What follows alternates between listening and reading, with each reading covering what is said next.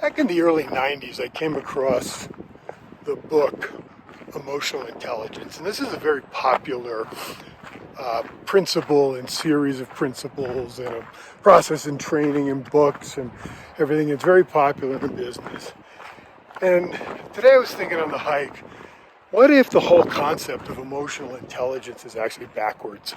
Because emotional intelligence is about basically, especially in a business setting, because I think that's where it really got traction, is about managing and controlling your emotions and not allowing your emotions to get the best of you and being overly reactive.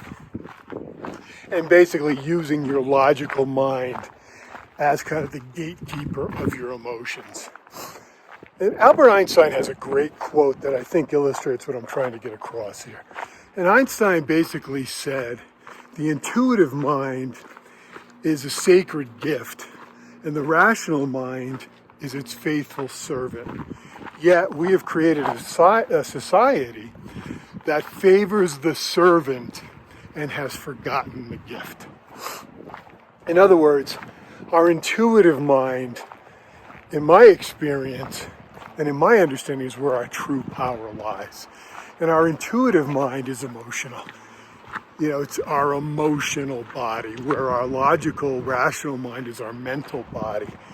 And we've been conditioned to repress our emotions and remain logical. And the character in Star Trek, Spock, was a perfect example of that in extreme. And I get it, because the way our emotions are for most of us, if we let them run free as they are, they'd wreak havoc. And the reason for this is they're out of balance. They've been repressed for so long that it's like taking a faithful guide dog and sticking it in the closet for years and barely letting it out or letting it see the light of day. And anytime it does try to get out, you yell at it, scold it, and force it back into the closet. Because that's in essence how we treat our emotions. You know, so much of our vernacular is control yourself. You're too emotional. And in my opinion, in my experience, especially my own experience going through kind of my evolution, is we're not emotional enough. That doesn't mean we get overwrought and overreactive.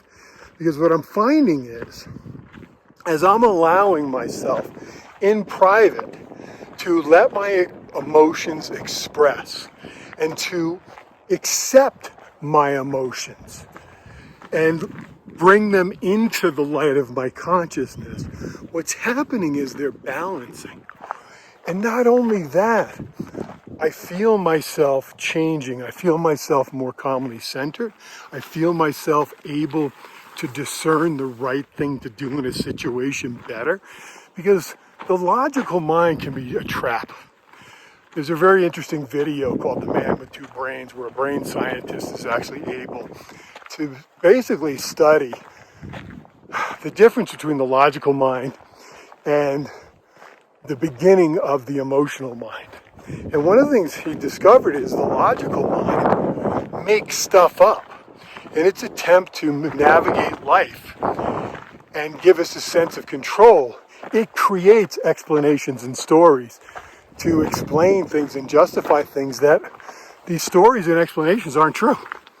And so there's a difference between thinking and feeling. And thinking, I'm beginning to realize, very often is only guessing when we keep it in the realm of the logical mind. And it's only when we allow our emotional body, our intuitive mind, to come into balance and express and participate in our life that we begin to feel our true knowing. And our discernment is able to kick in. And so I just wanted to share that, because I've seen a bunch of videos lately about don't let your emotions rule you. Let use your logical mind to get you through life. And in my experience, my opinion, and my understanding, that's completely backwards. So I just wanted to share that. If you found this video helpful, Maybe like it, maybe forward it to somebody who you think it might benefit. If you'd like to see more of my videos, you can find them at BillGager.com. Thanks so much. Take care.